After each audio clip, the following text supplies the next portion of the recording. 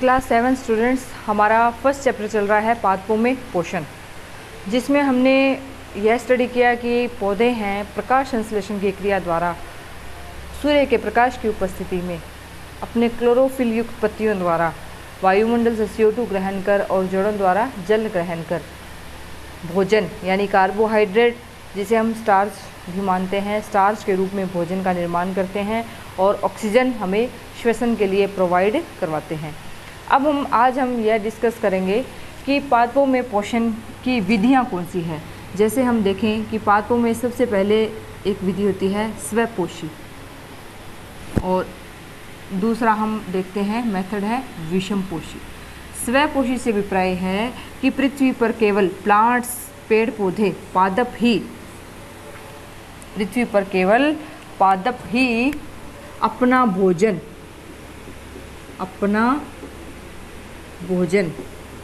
स्वयं बनाते हैं। और किस क्रिया द्वारा बनाते हैं ये हमने स्टडी किया। कौन सी क्रिया होती है ये? प्रकाश संश्लेषण क्रिया द्वारा अपना भोजन स्वयं बनाते हैं, तो इन्हें हम क्या कहते हैं? स्वपोषी। जबकि अन्य सभी जीव मनुष्य और सभी जीव जंतु अपने भोजन के लिए पेड़ पौधों पर, या हम कह सकते हैं स्वपोषी पर निर्भर करते हैं। इन्हें यह पोषण की कौन सी विधि कहलाती है? विषम पोषी। कौन सी मेथड होती है ये? विषम पोषी। अब हम देखेंगे पादपों में पोषण की अन्य विधियां।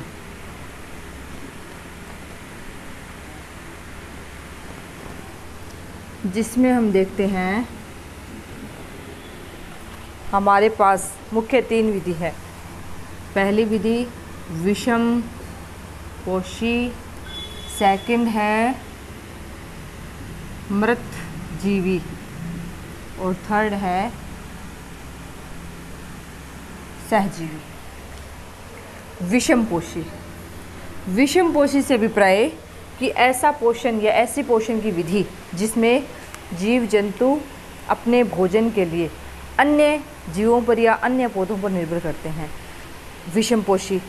लेकिन हम जब प्लांट्स की बात कर रहे हैं तो यहाँ केवल प्लांट्स होंगे कि पौधे अपने भोजन के लिए भी अन्य पौधों पर निर्भर करते हैं। जैसे हम देखते हैं, सभी ने नाम सुना होगा अमरबेल। अमरबेल एक ऐसा पादप है जो परपोषी का मीन है कि जिस पौधे पर यह रहता है, ये परपोषी ऐसा पादप है, जिस पर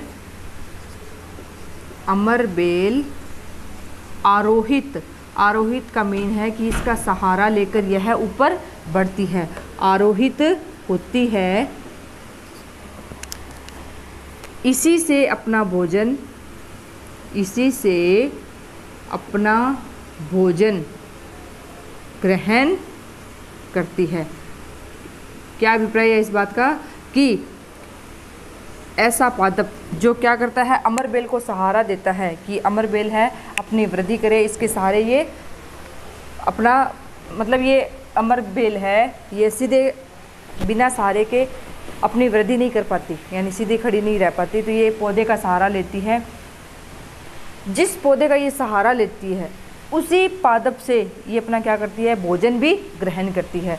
तो जो पादप इसको भोजन देता है, जो पादप इस अमरबेल को भोजन प्रोवाइड करवाता है या उपलब्ध करवाता है, वह पादप तो क्या कहलाता है? परपोषी। वह पादप क्या है? परपोषी। कौन सा है? जिस पादप पर अमरबेल आरोहित करती है या जिसका सहारा लेती है, वह पादप तो क्या कहलाता है? परपोषी। और खुद अमरबेल क्या कहलाती है? परजीवी। अमरबेल क्या कहलाती है? परजीवी। यानी ऐसा पादप जो परपोषी से अपना भोजन ग्रहण करता है, उस पादप को हम क्या कहते हैं? परजीवी। क्या कहलाता है यह पादप? परजीवी। तो ये पहली मेथड क्या है? विषमपोषी में हम क्या ध्यान रखेंगे? अमरबेल कैसा उदाहरण है? अगर आपसे पूछा जाता है तो कैसा पादप है ये? परजीवी है। परजीवी का क्या मतलब है कि ये दूसरे पादप से तैयार किया हुआ भोजन ग्रहण करता है। जिससे ग्रहण करता है वो खुद प्लांट या पादप है, वो क्या कहलाता है?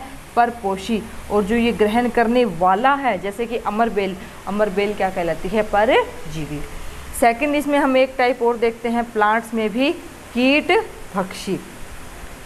कीटभक्षी, कीटभक्षी में स्टूडेंट्स घटपर्णी, जिसे पिचर पादप भी बोला जाता है, घटपर्णी, और एक होता है सनड्यू।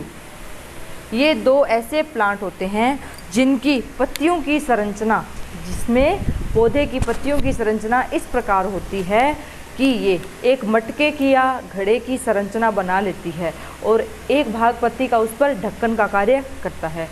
जब भी कोई कीट उस पौधे की ओर आता है और उस पत्तियों के ऊपर बैठता है, तो उस जो घटपर्णी शेप यानी घड़े की जो आकृति बनी है, उस आकृति के अंदर जैसे उसके मुख की तरफ उसमें रोम बने होते हैं, जिस पर वो कीट क्या है? बैठते ही चिपक जाता है और उसे अंदर की ओर खींच लिया जाता है।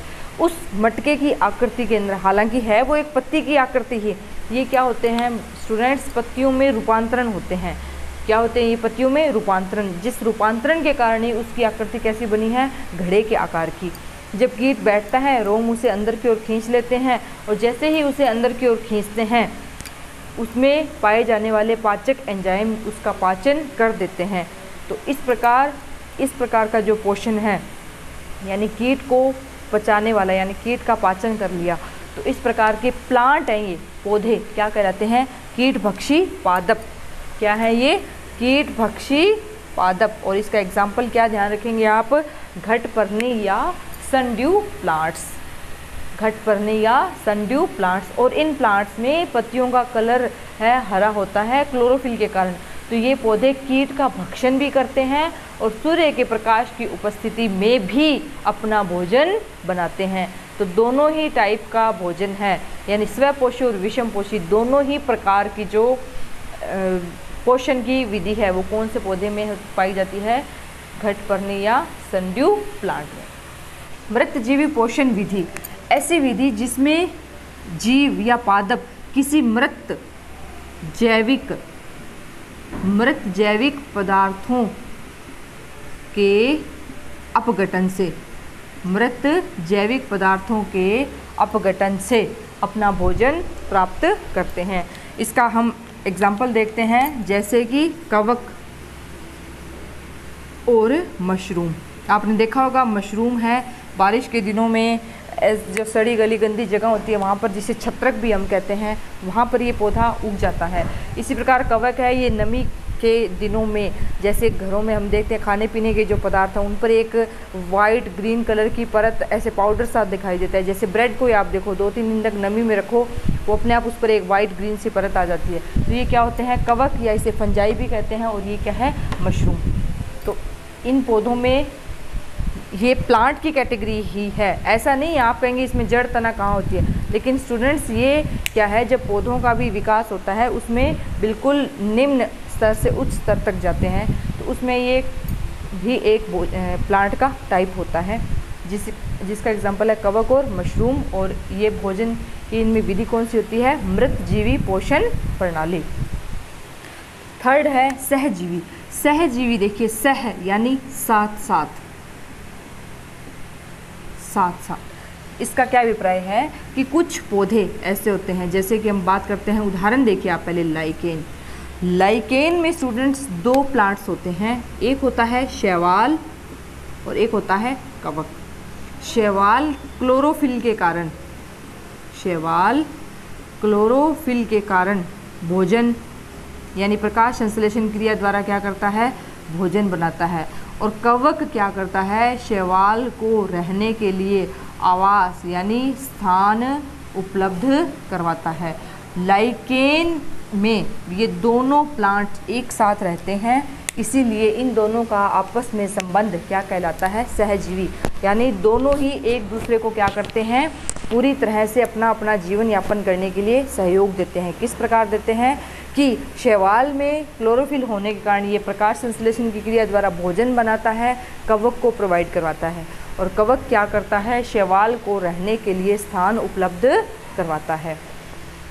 इस प्रकार का जो संबंध जो किन्हीं दो प्लांट्स में भी होता है कि एक पौधा है उसे रहने के लिए स्थान उपलब्ध करवा रहा है, एक तैयार भोजन दे रहा है, इस प्रकार का जो संबंध है क्या कहलाता है? सहजीवी संबंध। और पोषण की विधि क्या कहलाती है? ये सहजीवी पोषण। तो में वृद्धि के लिए, अब पौधे हैं, इन जड़ें होती है यहाँ मिट्टी में, इन्हें वृद्धि के लिए यहाँ मिट्टी में क्या चाहिए? पोषक तत्व। और पोषक तत्व नाइट्रोजन, फास्फोरस, पोटेशियम, ये मुख्य पोषक तत्व हैं। और मिट्टी हमारी कैसी होनी चाहिए? उर्वर, यानी इसमें ह्यूमस की मात्रा क्या होनी चाहिए? बहुत अधिक। तभी हमारा जो पौधा है इसकी वृद्धि क्या होती है? बहुत अधिक होगी। तो ये पोषक तत्व पौधों के लिए आवश्यक कौन कौन से हैं? नाइट्रोजन, फास्फोरस और पोटेशियम। हम जानते हैं हमारे वायुमंडल में नाइट्रोजन कितनी देखते हैं हम? 78%। इसका मतलब है कि पौधों को नाइट्रोजन तो बिल्कुल पर्याप्त मात्रा में मिलती रहती है, लेकिन स्टूडेंट्स वायुमंडल की नाइट्रोजन N2 के रूप में होती है और पौधे इसे N2 के रूप में सीधे ग्रहण नहीं कर पाते हैं। पौधे इसे नाइट्रेट के रूप में ग्रहण करते हैं, या हम इसे विलेय नाइट्रोजन, जैसे आपके सिलेबस में इसे विलेय नाइट्रोजन की टर्म में कंसिडर किया गया है कि प्लांट्स है विलेय नाइट्रोजन को ही ग्रहण कर पाते हैं। और विलेय नाइट्रोजन बनाने के लिए पौधों को नाइट्रोजन स्थिरीकरण एक चक्र होता है जिसके माध्यम से ये वायुमंडल की N2 को नाइट्रेट के रूप में, या हम कह सकते हैं विलेय नाइट्रोजन के रूप में ग्रहण करते हैं। इसीलिए फलीदार पौधे हैं, इसीलिए किसान है वो फसल चक्र अपनाता है। अपनी जो फसलों का क्रम है उनमें वर्ष में एक बार या 2 वर्षों में एक बार फलीदार पौधे की जो फसल है वो ज़रूर क्या की जाती है? बोई जाती है। फलीदार पौधे फसल कौन से होते हैं? जैसे मूंग, मोठ और चना। ये फलीदार पौधों की जब फसल है इसे जब उगाते हैं तो इन पौधों की जड़ों में क्या पाया जाता है? राइजोबियम जीवाणु। क्या पाया जाता है? राइजोबियम जीवाणु। और इस राइजोबियम जीवाणु की ये विशेषता होती है कि यह जीवाणु वायुमंडल की नाइट्रोजन को किस में कन्वर्ट कर देता है? विलेय नाइट्रोजन के रूप में, यानी जिस रूप में इसे पौधे ग्रहण करते हैं। तो फलीदार पौधों की जड़ों में पाया जाने वाला राइजोबियम जीवाणु वायुमंडल के नाइट्रोजन को विलेय नाइट्रोजन में परिवर्तित कर देता है और इस नाइट्रोजन को पौधे ग्रहण कर पाते हैं। जब फलीदार पौधों की फसल हमने ग्रहण कर ली, पौधों को काट भी दिया जाता है, तो भी उस भूमि में फलीदार पौधों के उगने के बाद उस भूमि में अगली फसल के लिए भी हमें उस मिट्टी में नाइट्रोजन प्राप्त हो सकती है और उस मिट्टी की उर्वर क्षमता है वो अच्छी बनी रहती है।